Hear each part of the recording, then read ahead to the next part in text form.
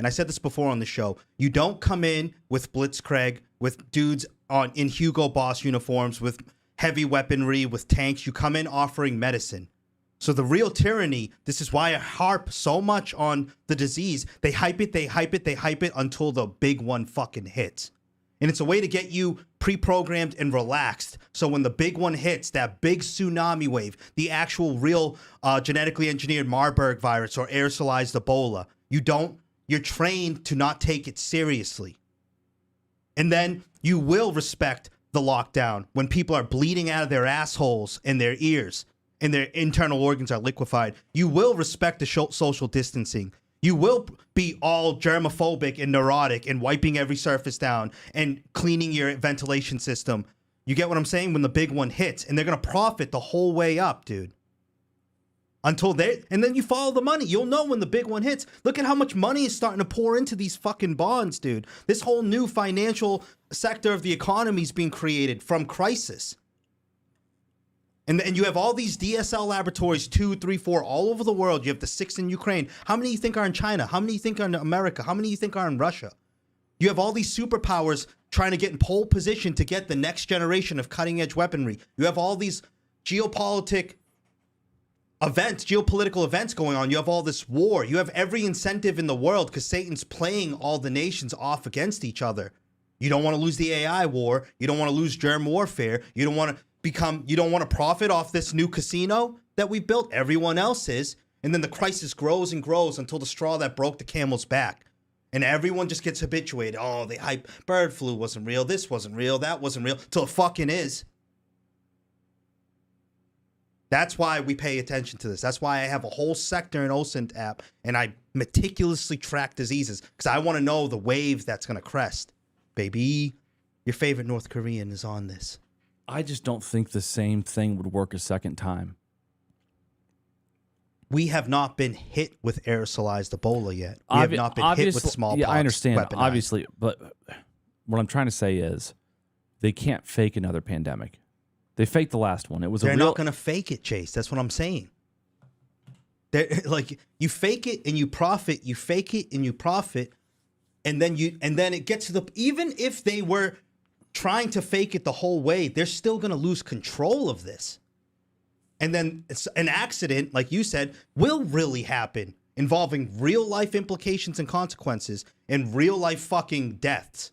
Because, we took it a little too far because too many players are in the game. Too many people were making money. And now a real aerosolized Ebola, weaponized smallpox, Marburg virus, something terrible really got released because we just took it a little bit too fucking far. That's the other danger in this. Thank you, Mr. C USA Patriot, for the super chat. The new Moderna flu shot is an mRNA jab. Funny enough, I have a clip on that, sir.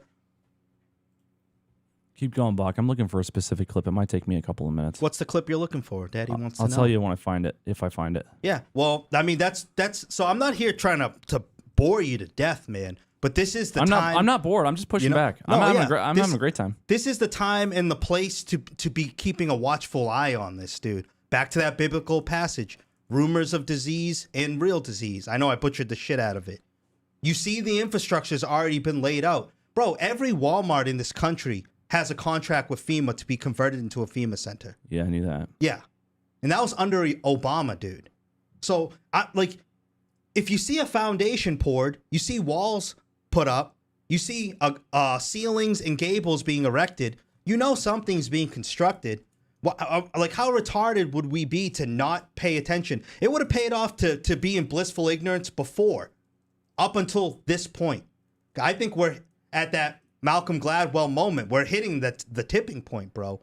And if you know anything about empires, you reach a stage where the founders build something really strong that the citizens can be proud of. You have a culture, and then you start importing immigrants. The economy becomes financialized. Everyone starts gambling. Empires fall the same way in history. You know what I'm saying? Like Rome, obviously being the example. We're at that financialization stage where our whole fucking economy is a casino, bro. Everyone's gambling. Everyone's betting. You're never gonna get enough you're never gonna get ahead unless you take more and more risk, dude. Like, look at fucking Polymarket. And you know that's a Jewish institution, right?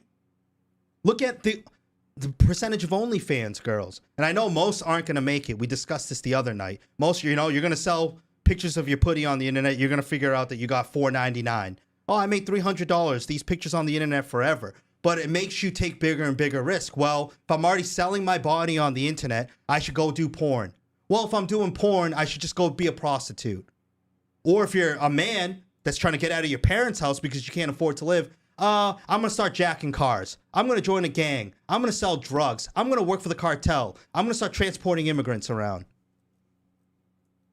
That's what this economy will do to you when it's not stable. And especially if you're black-pilled and you have no hope. That's pretty much, where I wanted to hit the whole economic side, the disease side. We still have plenty of war clips, too, that I do want to get into because the whole geopolitical war issue is starting to break out in all the theaters that we've been covering. So what do you think's actually going to happen when? Let's do a specific prediction. I think I've changed my thesis, and I change my mind all the fucking time because I'm a conspiracy theorist. But I think that I've done enough research at this point to make a decision. The next big false flags, it won't be one, it'll be dual threat, will be a massive cyber attack on financial institutions. I know that wasn't a good clip, but you see the biggest hedge funds in the world starting to get phishing attacks, whatever the fuck that is. I'll look into that later. I'm guessing it's a super Saiyan version of a phishing attack. That gives them every incentive to blame a foreign actor like Iran, and it helps clear their debt. They don't have to declare force majeure in the way that they would have normally had to. Contracts don't have to be honored, but not because of their own irresponsibility, because an outside foreign actor did something bad to us.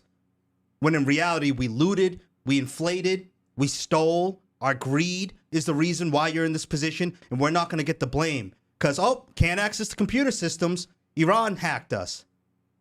Or Anonymous hacked us. Or this, that, or the other group hacked us. It was anyone's fault but our own. You get what I'm saying? You see what I'm cooking here, right? And they can wipe the balance books. They can institute a new financial system when the death of the petrodollar was ongoing anyways because of our foolish actions in the Strait of Hormuz going to war. You see all the surveillance grid being built out everywhere. So long, but I want to be tomorrow's news yesterday. Could you imagine if remember I was talking to you guys yesterday about the digital price tags and how they're planning on gouging you? Bro, I did more research into it and I forgot I even played the clip. They have them at Wendy's now. Wendy's was going to introduce them. Fast food, which used to be the goy slop of society, the cheapest denominator that the poor man could get some calories and be happy, even though it's complete garbage. So we see fast foods becoming unaffordable. We see all these environmental effects killing off the cattle, destroying the wheat belt, not just in the United States, but in Europe. You see the water that even is the source for all these crops to flourish. That's drying up. You see the data centers compounding on top of that. Dual use, not just to surveil you, not just to store data, not just to run world simulations, but to drain the land of its natural resources and to put up fences and barriers so you don't have access to that land anymore because this data center's there, that data center's there, this server's there, and you're just too much of a risk. We can't let you near these places anymore. So you know that they're going to be militarized. You see all new classes of drones, combat robots, spot robots, essentially. They're going to have like 50 cal machine guns mounted to them. So they're already getting into place. You see the deep underground military facilities and bunkers. You see how much money that Catherine Austin Fitts said was looted from the US Treasury and from all these programs like HUD. She estimates something like $25 trillion to $50 trillion.